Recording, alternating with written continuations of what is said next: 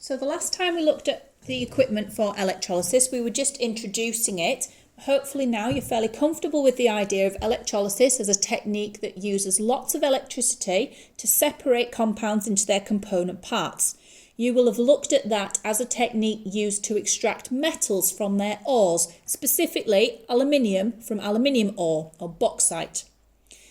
That technique that we've talked about so far is used where we have molten salts or molten compounds so that we can just separate them into their part. Aluminium oxide in aluminium ore is separated into aluminium and oxygen. If you had something like potassium bromide, it would be split into potassium and bromine. Things get a little bit more complicated once we start looking at these salts in solution. And the first one I'm going to look at is hydrochloric acid or hydrogen chloride. I've still got red for my positive electrode and black for my negative electrode. When I put them into the solution, they're going to start fizzing. Hydrogen chloride is made of hydrogen and chlorine. We're going to see fizzing occurring at both electrodes, which tells us that these gases are being produced. So the positive hydrogen ion is going to be attracted to the negative electrode. It's going to pick up an electron. It's going to gain an electron. It's being reduced. Negative chloride ions in the solution are attracted to the positive electrode. They give up electrons. They lose electrons. They are being oxidized. Now I can tell from the smell as I'm sat here, but I can prove to you that the chlorine gas is being produced here.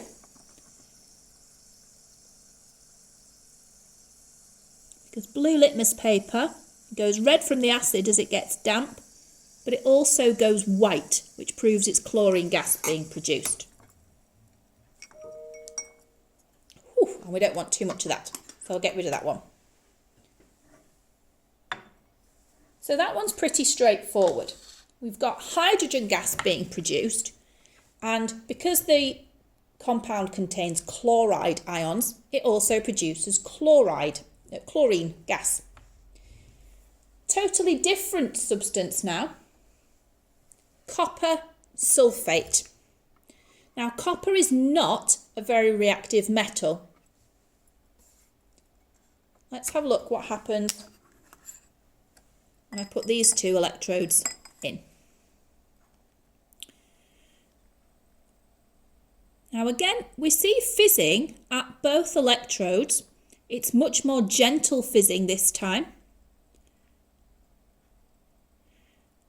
I don't want to bore you by waiting too long, but already we can see on the negative electrode, I can see looking down this into the solution that the electrode is changing colour. It's becoming coated in brown. You might be able to see some little blobs down at the bottom there. It's not so easy to see when I take them out. It's easier to see when they're floating. But that brown colour that's occurring is the copper coming out of solution. The positive copper ions are attracted to the negative electrode. They gain electrons. They are reduced and turned into copper metal. At the positive electrode, we can see fizzing. A gas is being produced. Now this is copper sulfate. It doesn't contain a halogen. It doesn't smell like chlorine like the last one did. So we need to understand what that gas is. The gas in this substance that would be attracted to the positive electrode is actually oxygen. It's the oxygen in the water of the solution that is attracted to the positive electrode, loses electrons, it's oxidized, and forms oxygen gas. And if we left it long enough, that oxygen gas would react with the carbon in the graphite electrode and produce carbon dioxide. And eventually there'd be no electrode left. There now we can see that it's got quite fat at that end, covered in copper. Bits of quite dirty copper there, not very pure, that's been formed. Swirl that around a bit in there, you can see the copper.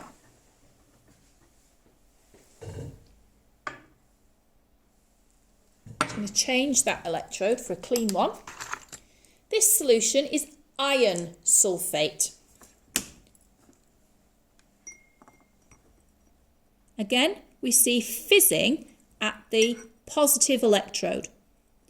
The oxygen from the water is attracted to the positive electrode and forms oxygen gas. Not an awful lot appears to be happening just yet. There we go, it's starting to form now at the negative electrode. The same again. Our positive metal ions are attracted to the negative electrode and it forms the solid metal. Tap it a bit, hopefully you can see all that iron forming there because it's iron sulfate. So copper and iron compounds, those metals are not terribly reactive. We can get those metals out of solution using electrolysis. All that iron coming there. Okay, it just looks black because it's instantly oxidized as it comes out.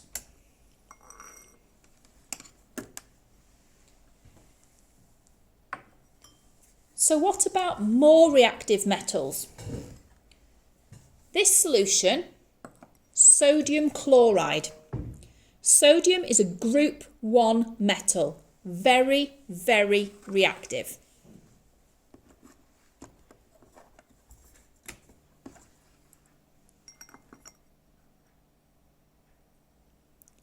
Now once it starts going, you should be able to see fizzing, this time at both electrodes.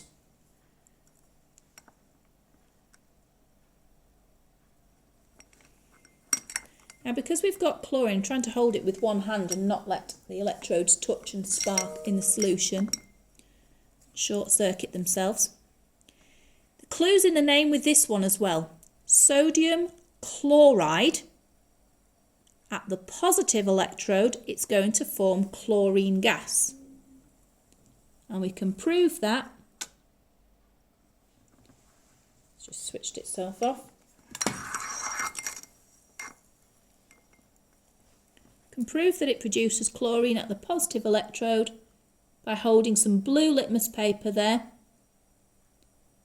that goes red to start with. Chlorine is an acidic gas and is now starting to go white. This is quite a dilute solution, so it's happening quite slowly, but the paper is definitely being bleached by the chlorine gas. But the negative electrode is also fizzing. That also means a gas is being produced. Sodium's not a gas. So why are we getting a gas here and not sodium metal? Well, sodium is very reactive. Group 1 metals are very reactive. If sodium was forming here, it would react instantly with the water in the solution. So we don't get the reactive metals when we do electrolysis of a solution. Instead, we get hydrogen, again, from the water, H2O. So it's more reactive than hydrogen. So at the negative electrode, I'm getting hydrogen gas, but chloride, sodium chloride, makes chlorine gas at the positive electrode.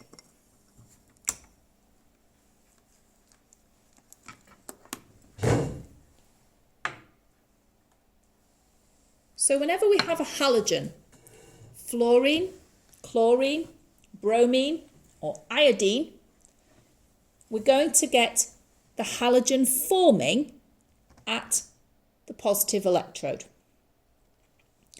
If we have an unreactive metal, we'll get the metal forming at the negative electrode. If we've got a reactive metal, like this time we have potassium bromide, again, we're expecting to see fizzing at the negative electrode. And there it is. Because we're producing hydrogen gas, not potassium, it's too reactive. And look what's happening at the positive electrode. This is potassium bromide. We see some fizzing, but also you should see a colour change. A yellowy liquid is forming around the positive electrode. I stir it up, then it spreads about a bit. And if I left it long enough, it would go to orange and eventually brown. So what is it? It's bromine. Brown bromine. If the name sounds like it's got a halogen in it, if it's a halide, salt, chloride, bromide, or iodide, that will form at the positive electrode. Got our hydrogen fizzing away at this one here, but this yellow colour is bromine forming because the starting compound dissolved in water was potassium bromide. No potassium, too reactive.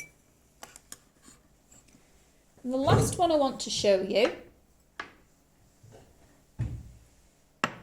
again potassium salt, but this time potassium iodide. No potassium forming, it's too reactive. We get hydrogen at the negative electrode. Again, you can see a brown substance forming on the positive electrode. If it's potassium iodide, what do you think this brown substance is in solution? It's iodine. Potassium iodide is being separated into hydrogen at the negative electrode and iodine at the positive electrode. Iodine is normally a solid, but it will dissolve. So now we need to think about the rules, and we'll go back to the Teams lessons for this, the rules for working out what's going to form when we carry out electrolysis of a salt in solution.